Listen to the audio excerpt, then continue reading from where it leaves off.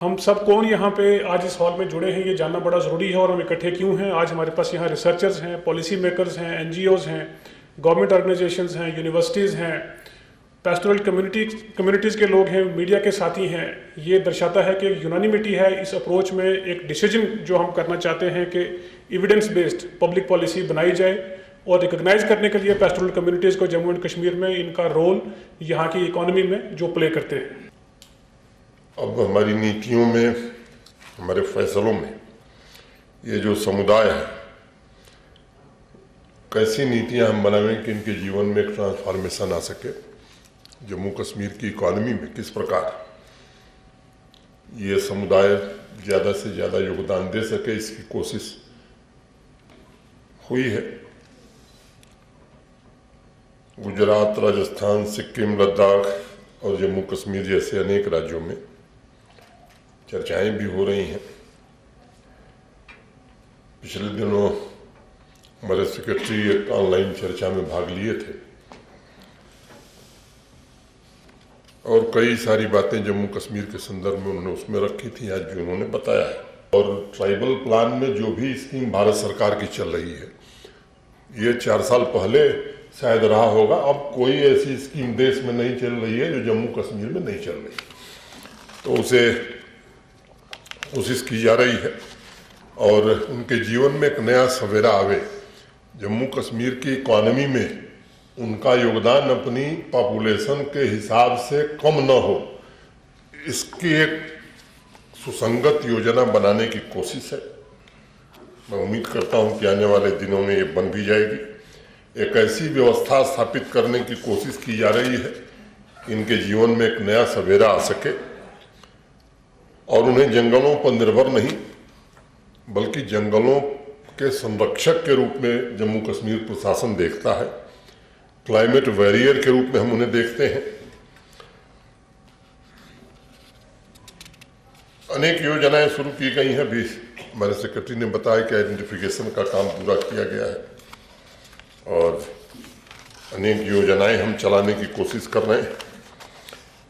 2 दिन के वर्कशॉप में आप सब इस पर विचार करेंगे और उम्मीद करता हूं कि इन 2 दिनों में जो मंथन के बाद जो अमृत निकलेगा, उससे देश और दुनिया की बड़ी आबादी के जीवन में बड़ा बदलाव आ सकेगा। ये सच है कि चारागाह और पशुधन ये घटते जा रहे हैं।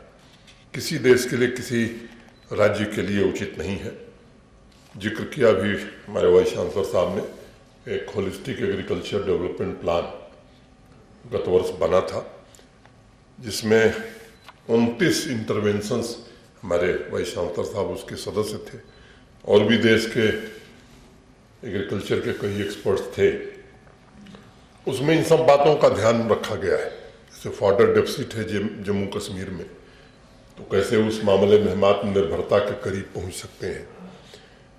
मीट हम इंपोर्ट करते हैं लगभग 1100 करोड़ रुपए का हर साल, उसमें कैसे हम आत्मनिर्भरता के करीब पहुंच सकते हैं। मिल्क डेफिसिट स्टेट रही है। मैं समझता हूं कि इस साल हम लोग सरप्लस नहीं तो अगले साल जरूर सरप्लस हो जाएगा। तो इन सब बातों का ध्यान रखा गया है और जो 29 इंटरवेंशन इन लोगों ने प्रपोज किए हैं, वो ऐसा नहीं कि साइलोज में एक इंटरवेंशन का कई लाभ। मैं एक छोटी बात का जिक्र करूंगा। सामान्य रूप से इस कश्मीर डिवीजन में या इस वैली में मोस्टली पैडी धान की ही फसल होती थी। इस बार अगर 3 महीने पहले आप लोगों ने देखा होगा तो एक तरह से यहाँ एक येलो रिवॉल्यूशन आया। जितनी एरिया में रकबे में खेती होती थी उससे करीब 25-30% वृद्धि भी हुई और मस्टर्ड की, सरसों की बड़ी भारी मात्रा में खेती हुई।